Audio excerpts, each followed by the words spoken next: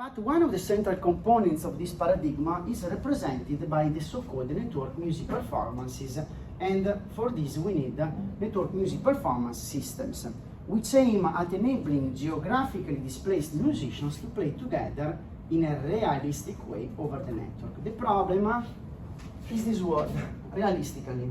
Why? Because musicians have really tight constraints in terms of latency and reliability.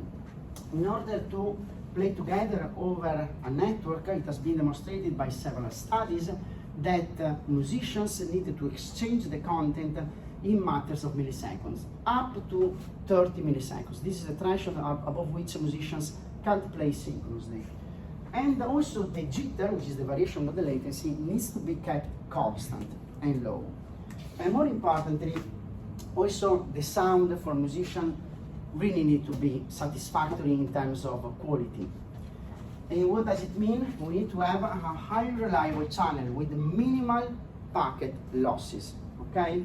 There have been a lot of systems of this kind in the academia or in the industry. I would like to share with you the one that was developed by the company that I have co-founded, just to contextualize and give you some ideas.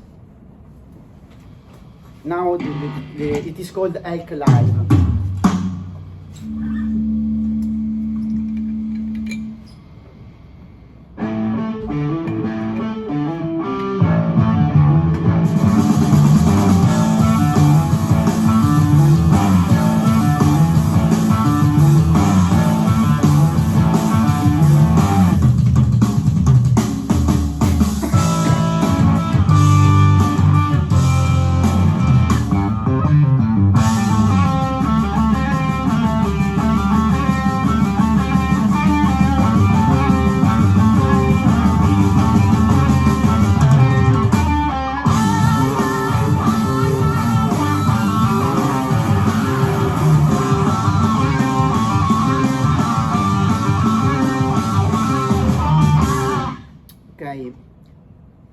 Trust me, this was really recorded in real time over the network.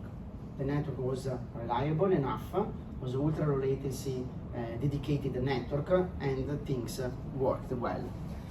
But what happens when we go to our network, we use a network that is not wired? We did our inroads into 5G, trying to apply this integration of network music performance systems into 5G architectures.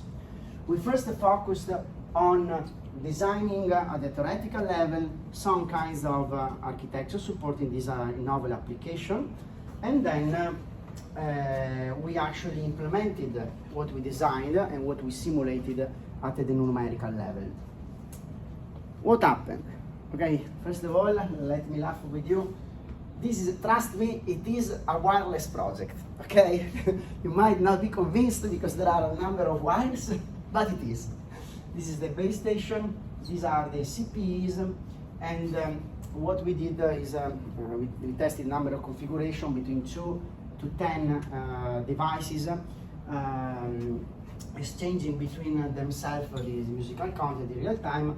For the part of the sake of simplicity, we used virtual musicians, so created with software essentially, and then we performed a set of measurements about latency and reliability.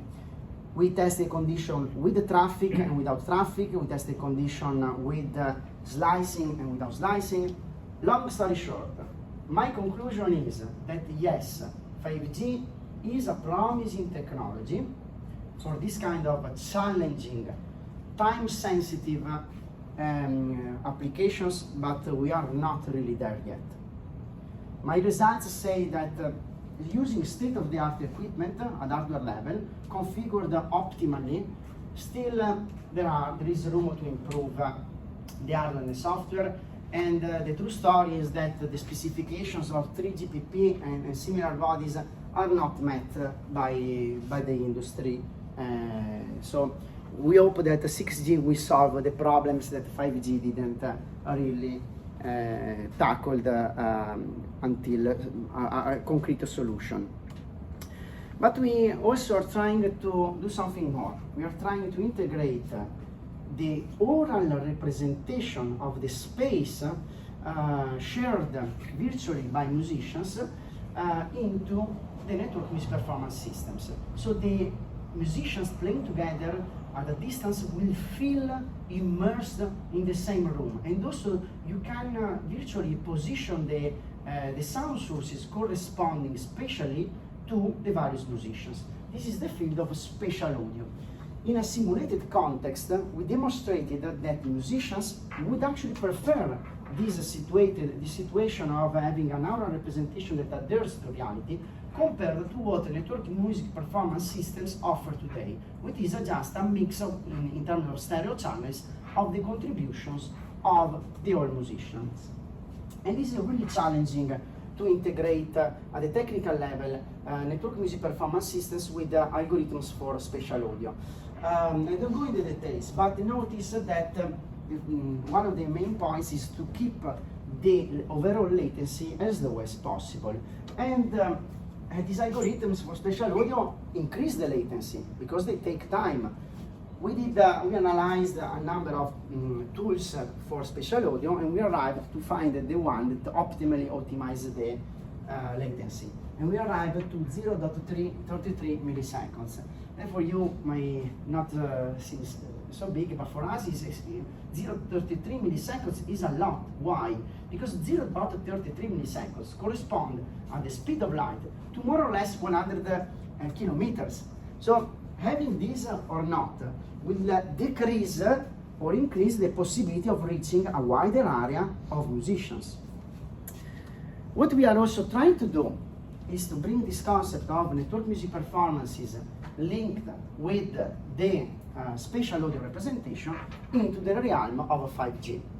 We did a study at the theoretical level to understand various kinds of architectures supporting this vision, and we had to face a problem. Where do we compute spatial audio algorithms? We devised two architectures, one involving the Mac and one involving an embedded systems doing everything.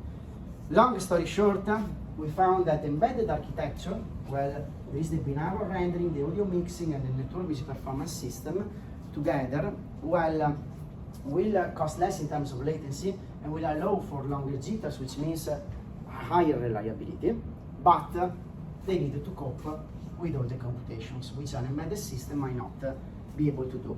So probably the Mac server would be a nice alternative, a more realistic alternative to support this kind of really challenging applications. So as you can see, we are trying to stress very much the possibilities of the network. We are also making our inroads in the realm of 6G, which foresees the integration of satellites, and we used low Earth orbit satellites, constellations such as that of Starlink, to support the network music performances in order to somehow try to reach somehow rural areas that might not be served by music education offers, such as those in conservatory of music, schools, and so on. So for cultural diffusions and for the diffusion of music education, maybe satellites could be a nice alternative than physically going and commuting to from geographically remote areas. Unfortunately, we found that the requirements needed by network music performances for latency and reliability were not met. So there is a lot of research to do there. And